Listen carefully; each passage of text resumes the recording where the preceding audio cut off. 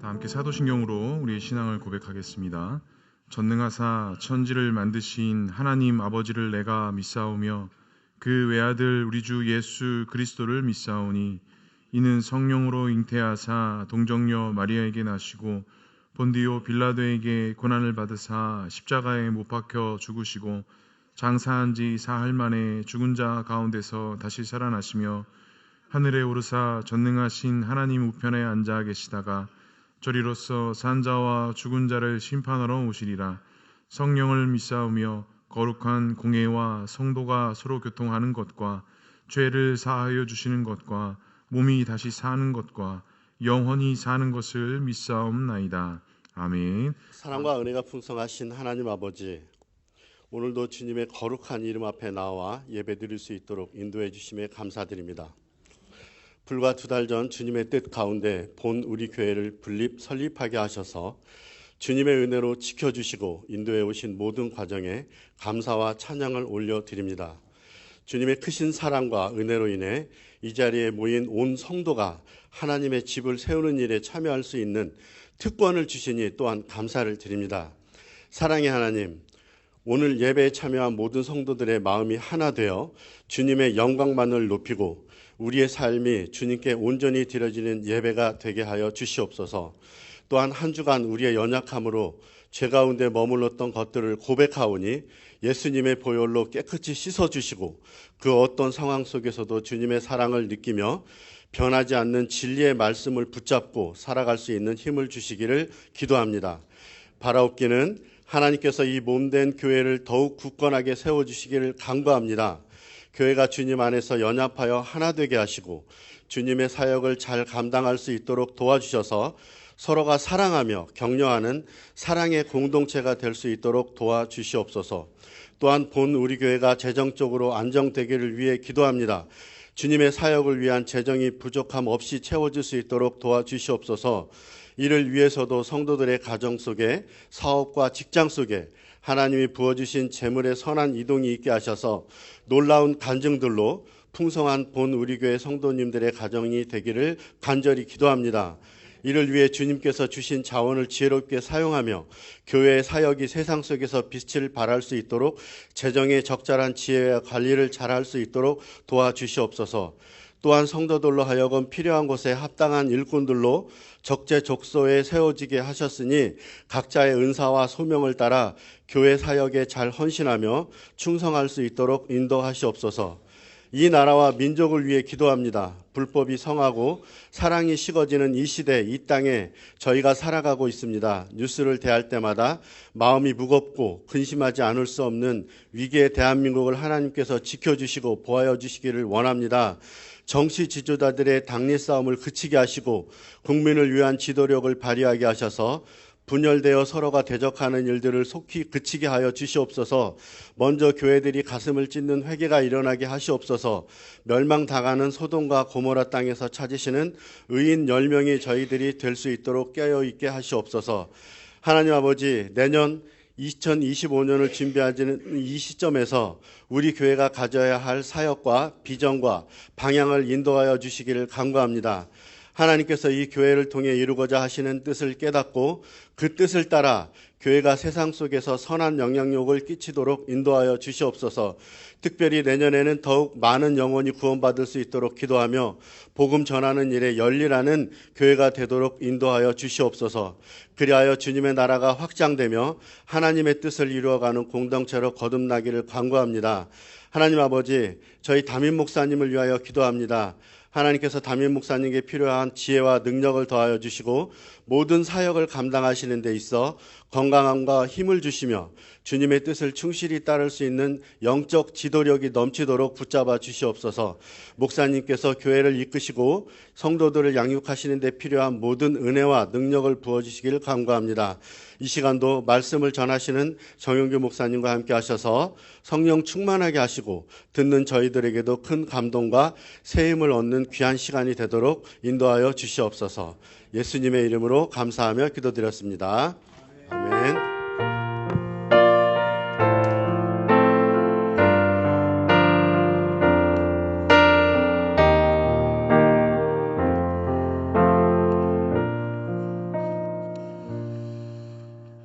함께 나눌 말씀은 신약성경 빌립보서 2장 1절에서부터 11절까지의 말씀입니다. 신약 319면에 있습니다. 빌립보서 2장 1절에서부터 11절까지의 말씀입니다.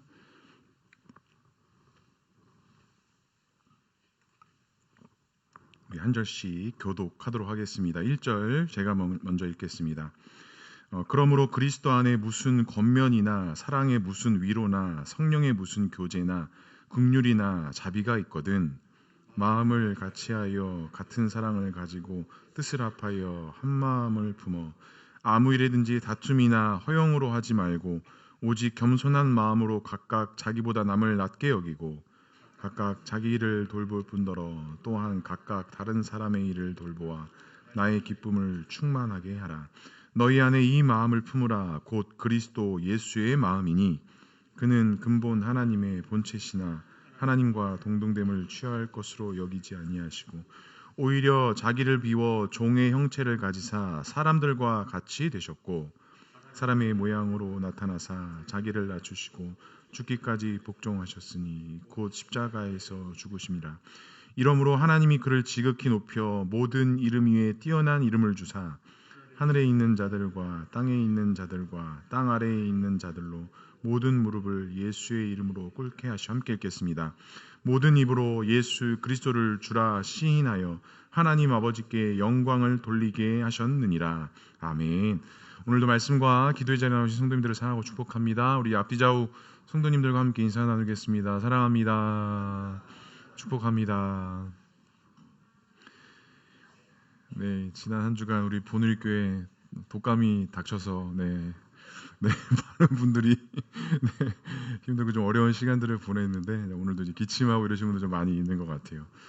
연말 건강하게 잘 마무리되었으면 좋겠습니다. 오늘은 이제 본문의 말씀을 통해서 그리스도 예수의 마음이라는 제목으로 같이 함께 말씀을 나누고자 합니다. 보누리 교회가 이제 시작된 지 2달 정도가 이제 지나가고 있습니다.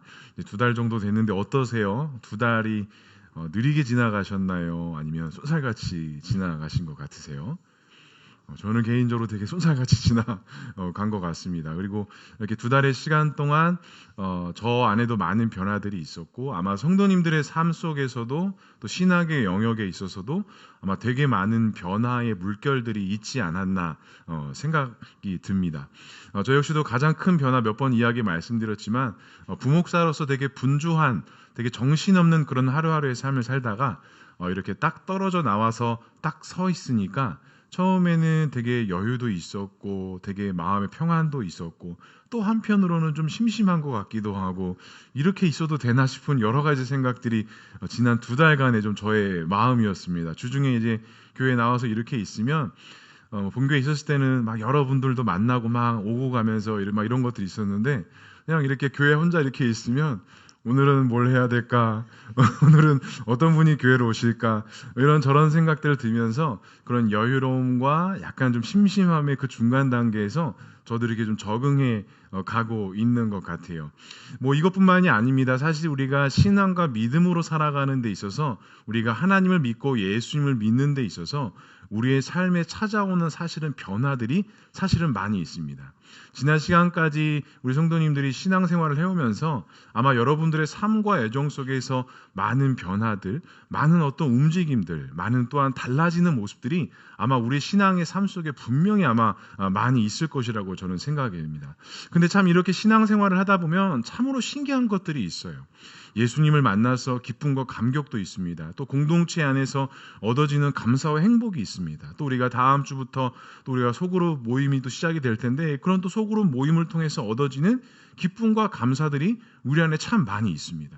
이런 은혜, 이런 축복들, 이런 것들이 많이 있다고 한다면 우리의 삶 속에 정말 많은 것들이 변화가 있어야 되고 많은 것들이 개선돼 있어져야 되는데 우리의 삶과 우리의 신앙을 살짝 돌아보면 그런 놀라운 변화보다는 어떻게 보면 조금 더 어려운 일이 많을 때도 있고요. 조금 더 뭔가 풀리지 않는 그런 상황 가운데 우리가 더 많은 것들이 직면할 때가 있다라는 거예요. 우리가 예수님을 믿고 또한 구원받은 자로서 이 땅에 살아갈 때 형통한 삶을 살아가야 된다고 정말 많이 이야기를 하는데 실제적으로 내 삶을 이렇게 들여다보면 형통하기보다는 조금 더 고민스럽고 뭔가 은혜가 더 풍성하기보다는 뭔가 더 생각해야 되고 뭔가 해결해야 될 어려운 문제들이 더 많이 있을 때가 참 많이 있다라는 거예요. 저도 보누리교회가 시작이 되면서 오늘 우리 집사님들 기도하셨지만 우리 성도님들 각 가정 가운데 하나님의 정말 은혜가 많이 있었으면 좋겠습니다.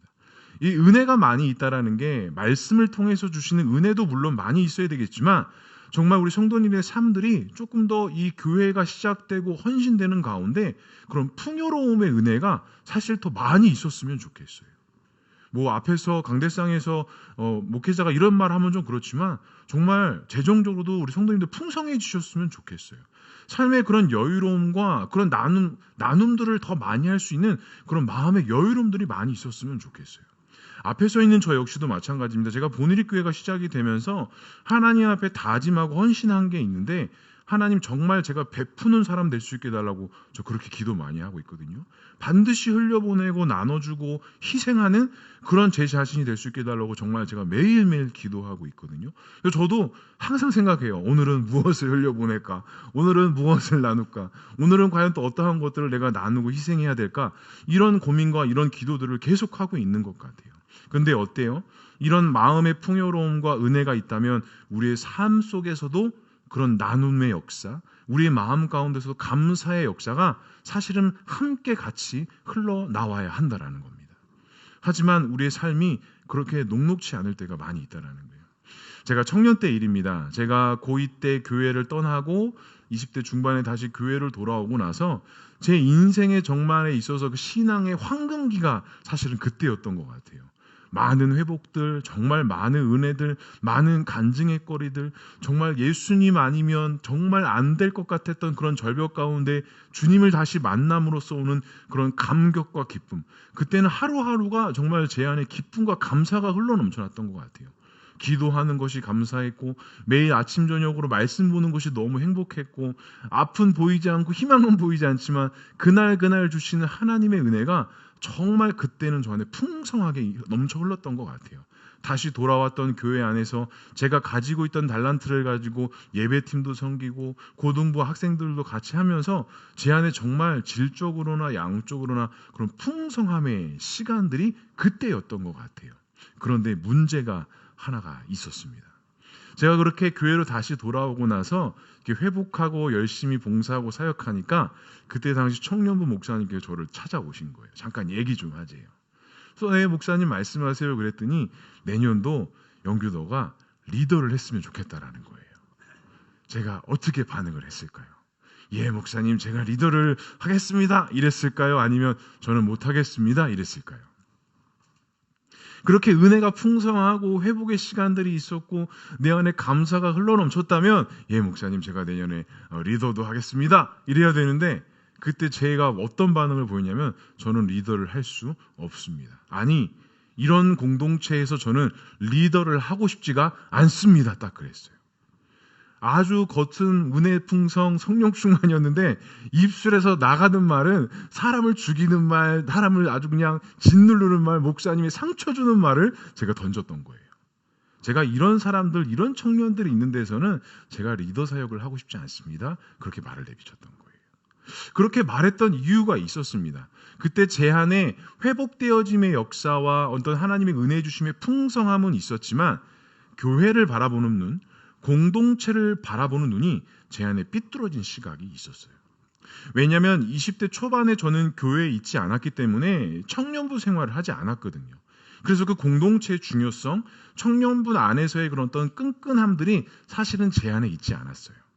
내 안에 하나님으로 인해서 감사와 감격은 있었을지 모르나 교회와 공동체를 바라보는 눈이 사실은 삐뚤어진 시각이 제 안에 있었던 거예요. 사람이 싫고 그 사람의 모습들이 이중적으로 느껴지고 제가 세상에서 경험해봤던 사람들과 공동체 안에서 바라봤던 사람들이 별반 차이가 없는 게 아니라 더하면 더했지 덜한 모습이 사실 제 눈에는 보여지지 않았던 거예요. 그래서 그때 목사님께 아주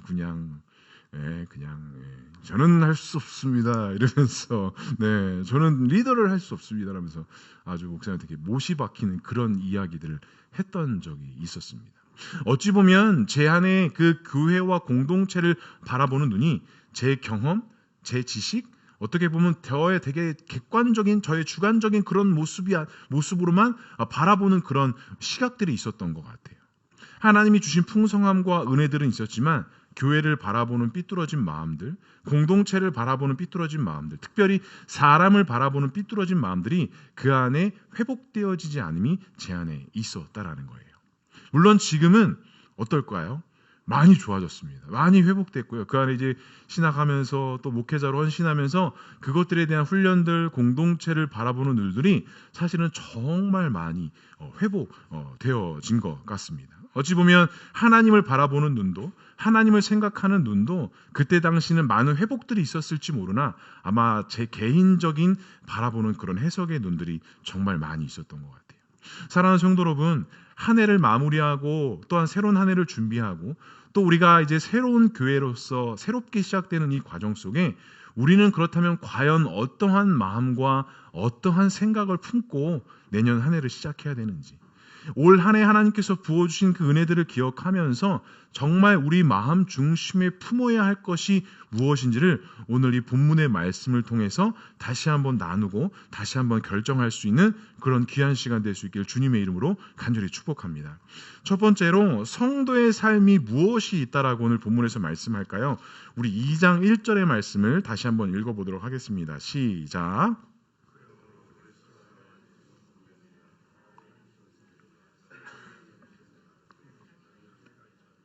아멘.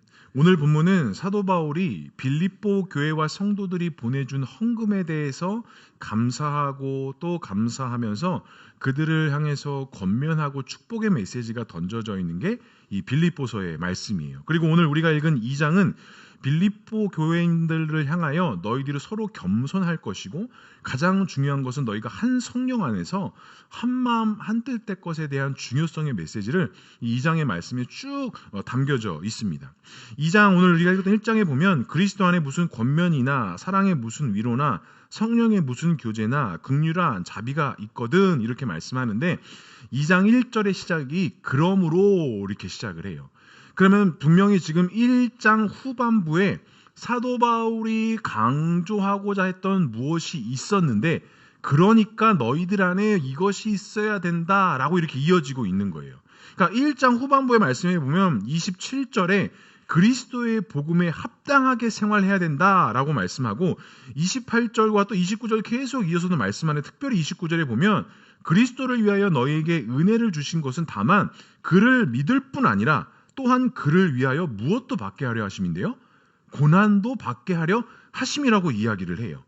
그리고 30절에 보니까 너희에게도 그와 같은 싸움이 있으니 너희가 내 안에 본바요 이제도 내 안에 듣는 바니라 라고 이야기하면서 그러므로 하면서 이제 2장 1절이 시작이 되는 거예요.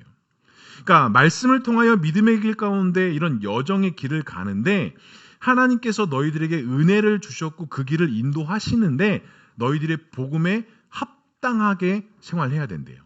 그리고 그것과 함께 고난도 너희가 함께 받아야 할 것이다 라고 말씀하고 있는 거예요. 그러니까 복음에 합당하게 생활하는 것과 함께 복음을 통해서 고난도 너희도 함께 받아야 할 것이다 라고 이야기를 해요.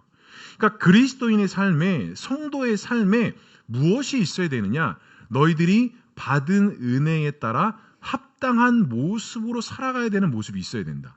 그런데 그 모습 가운데 무엇도 함께 있느냐? 고난과 역경도 함께 있다라고 사도 바울이 빌립보 교회와 성도들에게 이야기하는 거예요. 상상하지 못했던 일들, 생각하지 못했던 일들이 너희 안에 펼쳐지기 시작할 건데 너희들이 그 안에서 복음에 합당하게 생활해야 된다. 고난도 함께 받아야 된다라고 우리가 말씀하고 있는 것입니다. 우리의 삶을 돌아보면 어떻습니까? 지금까지 신앙과 믿음으로 살아오셨는데 아니 올 한 해만 봐도 우리 성도님들 삶 가운데 어떠한 일들이 있으셨어요? 항상 평안하고 항상 행복하고 항상 감사한 일들만 있으셨나요?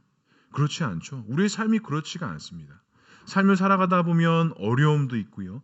예상하지 못했던 것들, 생각하지 못했던 수많은 일들이 우리 안에 펼쳐지기 시작을 합니다.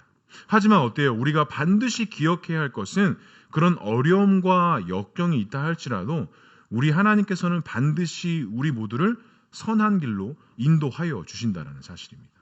그리고 그것들을 통하여 반드시 하나님의 역사가 나타날 것이다라는 것이 우리가 가진 믿음이라는 거예요. 이유가 무엇이겠어요? 우리의 눈에 보기에는 현실이 중요하고 상황이 중요할지 모르나 항상 하나님께서는 그 현실과 상황을 뛰어넘는 하나님의 축복과 은혜로서 우리들을 인도하시기 때문입니다. 그렇기 때문에 우리가 믿고 의지할 수 있는 건 오직 예수 그리스도. 우리가 오직 붙잡아야 되는 건 오직 예수 그리스도. 우리의 마음과 전혀 뜻과 상관없는 일이 펼쳐진다 할지라도 반드시 그 일을 통해서 하나님께서 행하실 일들을 내가 믿음으로 바라본다라는 것. 저도 저의 삶을 돌아보면 아직까지도 이해가 되지 않고 아직까지도 해석되지 않는 문제들이 너무나도 많아요. 제가 다 말하면 한도 끝도 없겠지만 제 마음속에 무슨 마음이 있냐면 나중에 하나님 나라 가서 하나님을 딱 대면했을 때 하나님 앞에 물어보고 싶어요. 하나님 그때 왜 그러셨어요? 왜 그때 그렇게 하셨어요? 라고 물어보고 싶은 게 사실 되게 많이 있어요. 정말 물어보고 싶어요. 알고 싶어요. 왜 하나님께서 그렇게 하셨는지, 왜 그 일들을 그렇게 하셨는지 정말 궁금해요. 그러니까 이처럼 우리가 우리의 앞에서 우리의 삶 속에서 펼쳐지는 것들이 해석되어지지 않고 받아들여지지 않는 것들이 정말 많이 있다라는 겁니다.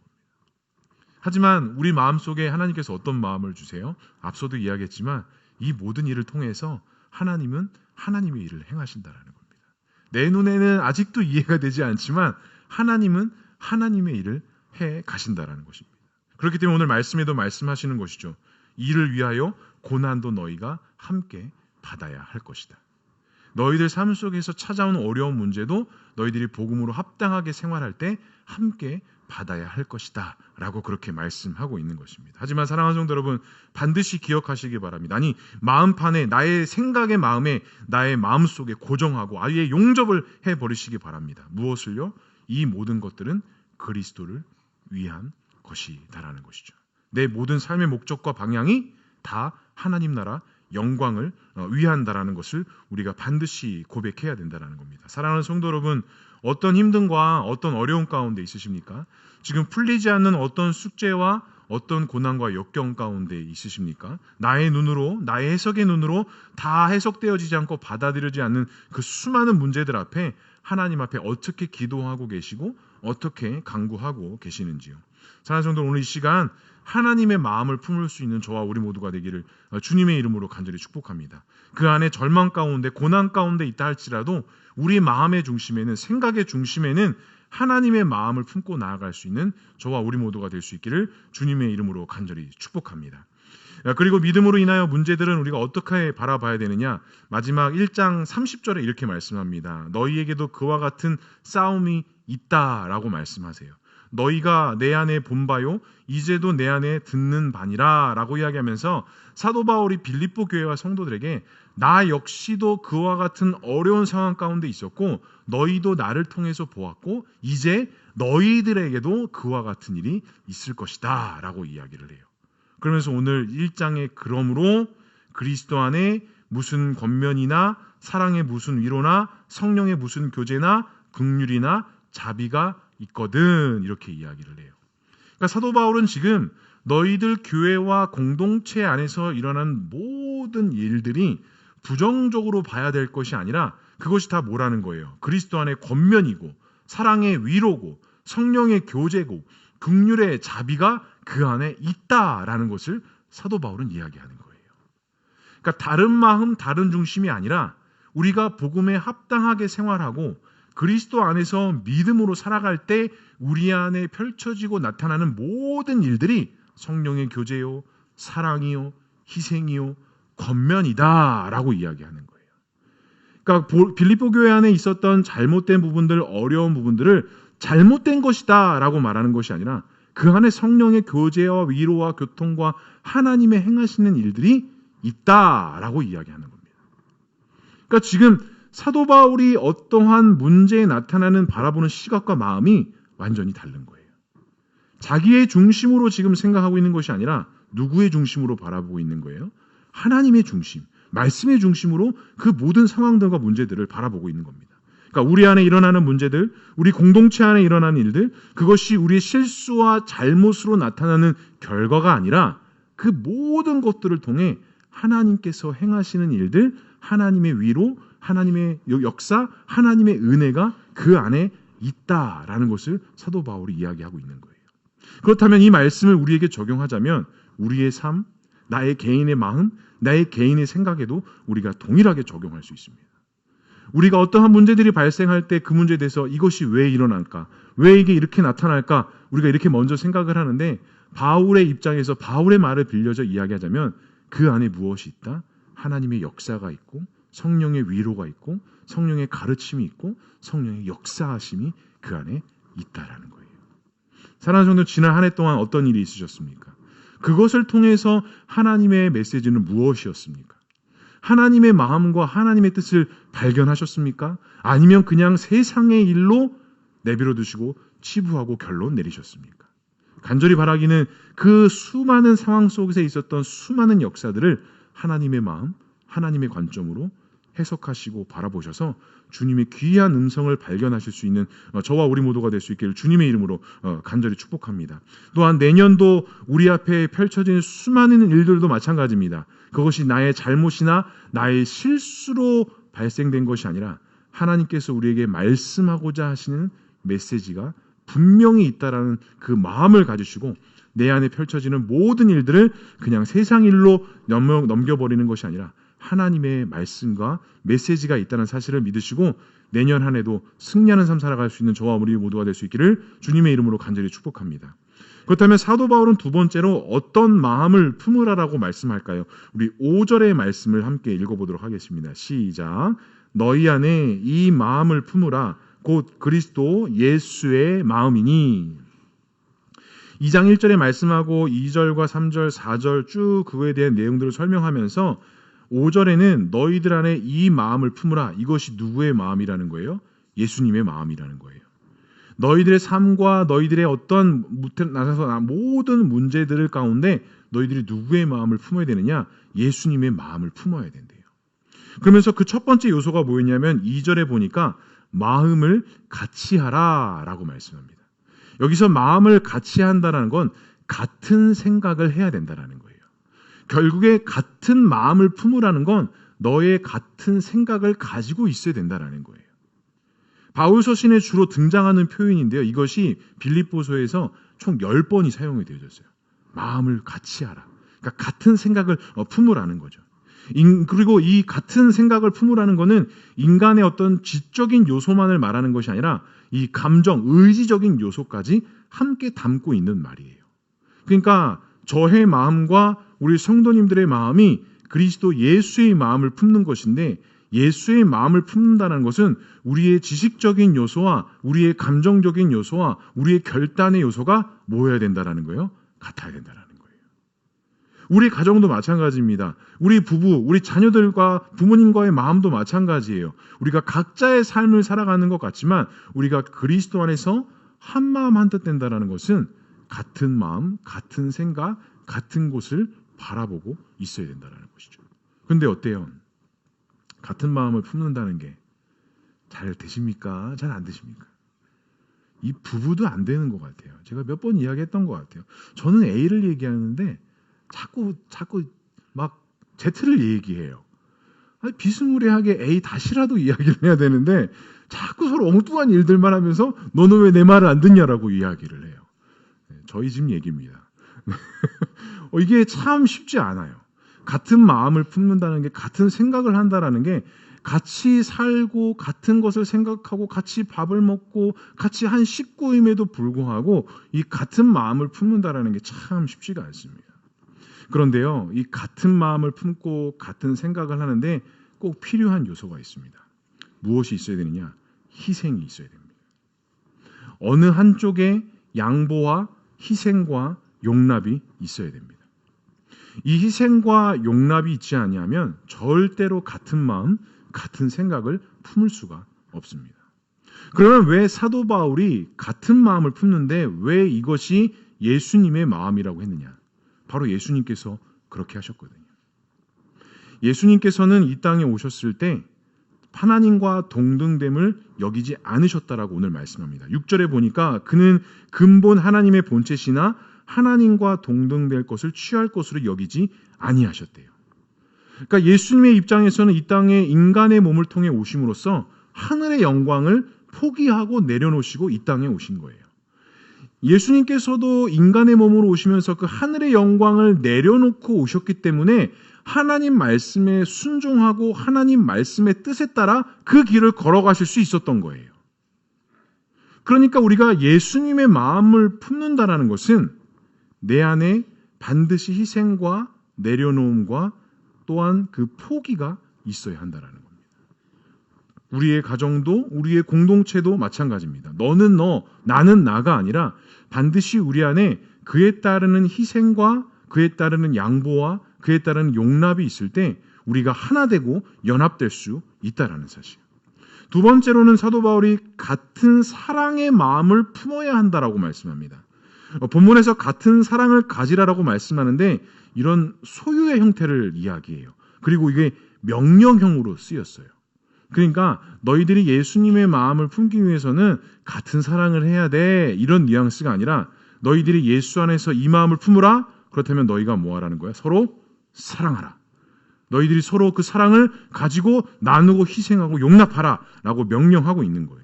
교회와 공동체는 이처럼 사랑이 넘쳐야 됩니다. 이해와 용납은 기본이 되어야 되고 그냥 사랑이 넘쳐야 돼요. 그냥 우리가 성도님들이 성도를 대할 때 그냥 사랑이 넘쳐야 돼요. 한번 옆에 있는 분들 한번 얼굴 보세요.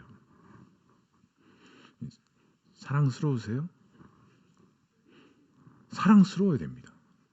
그냥 축복이 흘러가야 돼요. 그냥 이유 없이 우리가 옆에 있는 사람을 축복할 수 있어야 돼요. 그 사람의 어떤 됨됨이나 그 사람이 무엇을 했기 때문에 사랑으로 용납하는 게 아니라 예수님께서 우리를 향해서 무조건적으로 사랑하시고 무조건적으로 용납하시고 품으셨던 것처럼 이 주님의 몸된 공동체는 그냥 사랑하고 그냥 축복해야 한다라는 거예요. 그 사랑이 있기 때문에 그 은혜가 있기 때문에 오늘 우리가 같이 이 자리에 모여서 함께 예배드릴 수 있는 겁니다. 그냥 각자가 헌신하고 결단해서 우리가 보누리교회로 사실 모인 것 같지만 그렇지 않습니다. 하나님께서 인도하시지 않으셨다면 우리가 이곳 가운데 모일 수가 없었어요. 시작할 수도 없었어요. 이곳 가운데 앞으로 우리가 또 할 수도 없습니다. 하나님의 은혜가 없이는 아무것도 할 수 없다라는 거예요. 그러면 사도 바울은 이와 같은 사랑과 용납에 대해서 어떻게 해야 되느냐? 3절 하반절에 보니까 이렇게 말씀이 제가 정말 좋아하는 말씀인데요. 겸손한 마음으로 각각 자기보다 남을 어떻게 여기래요? 낮게 여기래요. 사랑하는 성도들은 겸손이 뭘까요? 겸손. 자신을 낮추는 걸 우린 겸손으로 생각을 해요. 근데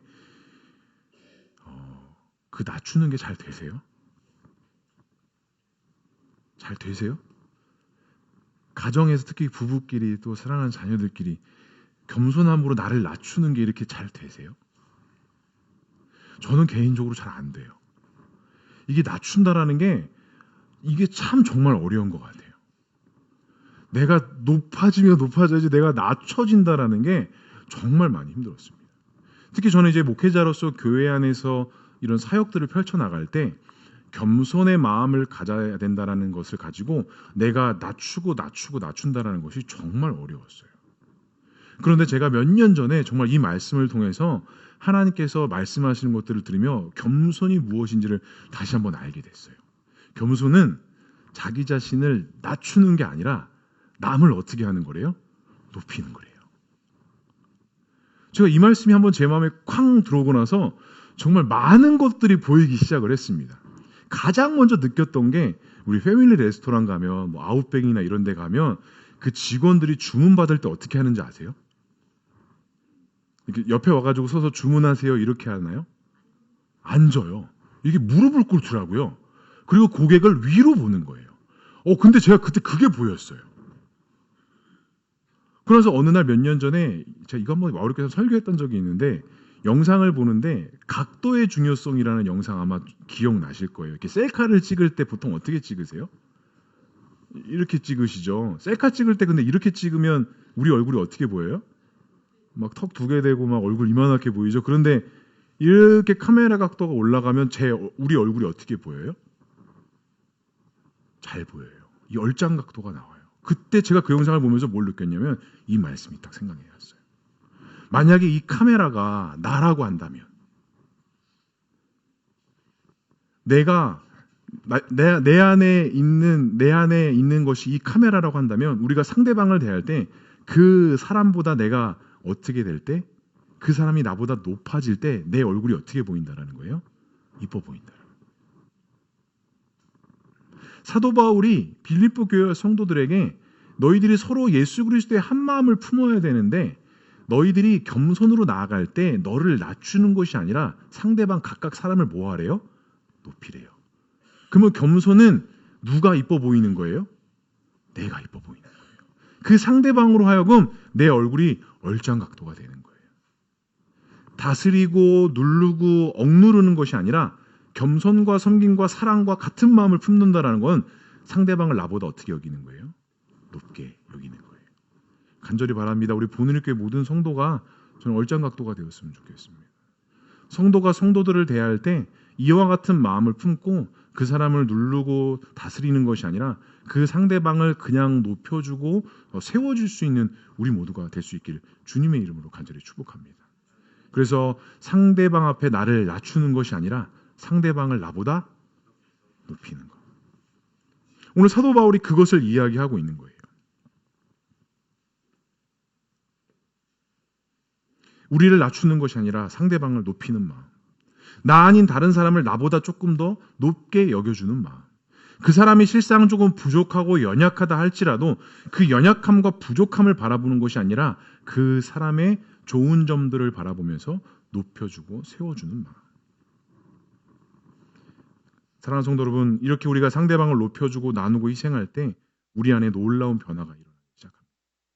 우리 안에 놀라운 역사들이 나타나기 시작합니다. 정말 이와 같은 일들이 우리 마음속에 자리 잡기 시작할 때 우리가 직장에서나 가정에서나 어디에 있든지 간에 정말 하나님께서 우리들을 놀랍게 세워주시는 일들이 반드시 나타날 것입니다. 첫 번째는 무엇일까요? 다 사랑스러워 보이기 시작합니다. 다 이뻐 보이기를 시작을 해요.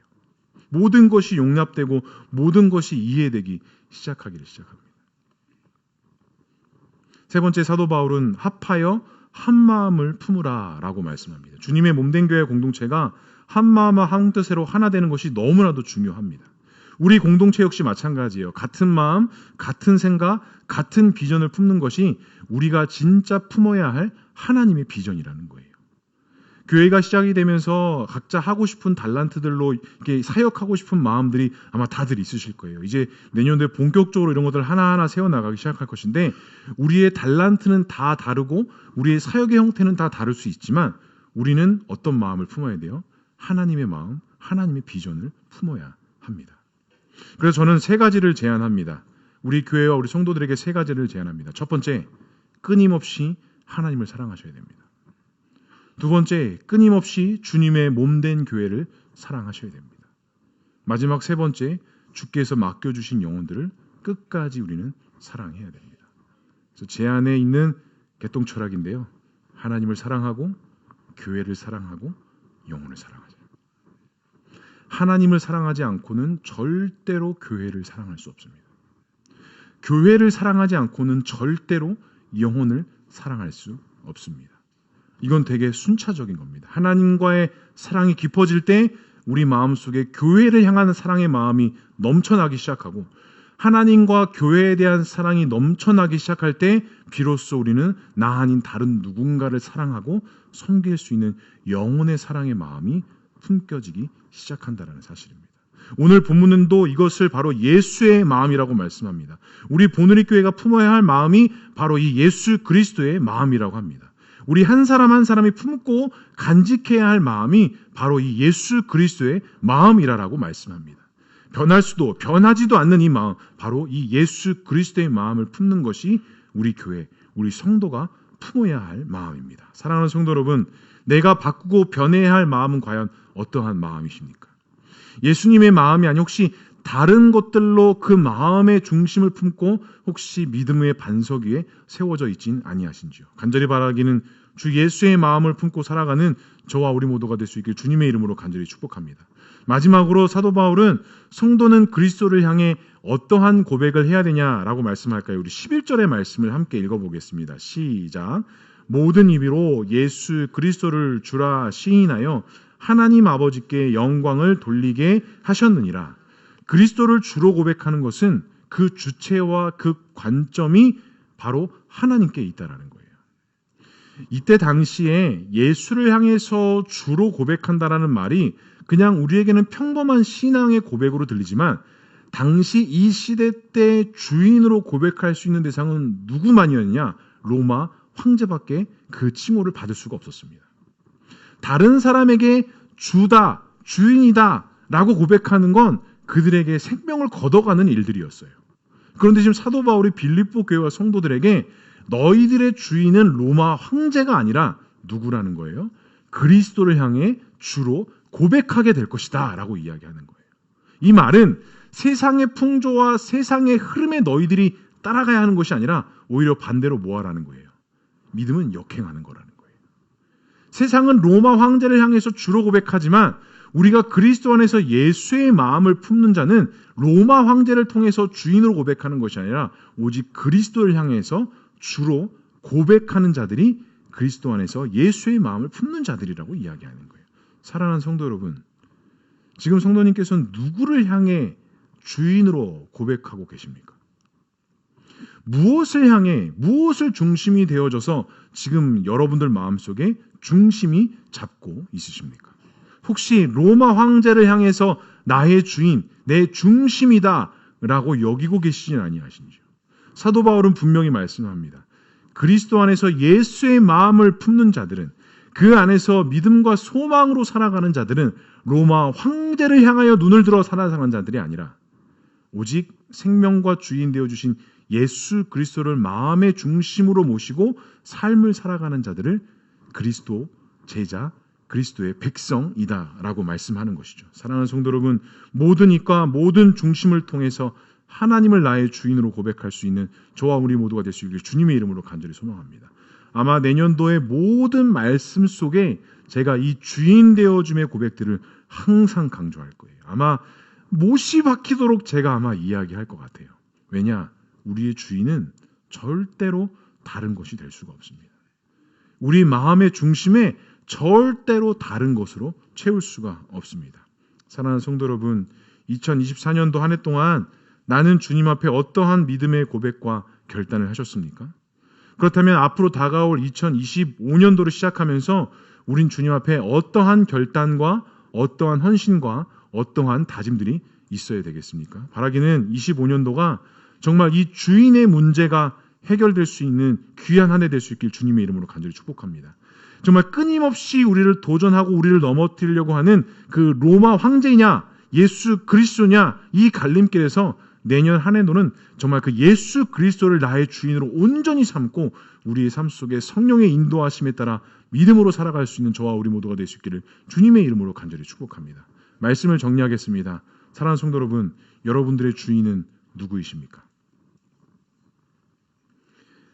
나는 매일매일 누구를 나의 주인으로 삼고 살아가고 계십니까? 혹시 생각 속에서는 예수 그리스도라고 알고 있지만 내 삶의 현장에서는 예수 그리스도가 아니라 혹시 로마 황제를 따라가고 계시지는 아니하신지요? 간절히 바라기는 그 로마 황제의 자리가 예수 그리스도로 채워지는 놀라운 역사가 있기를 주님의 이름으로 간절히 축복합니다.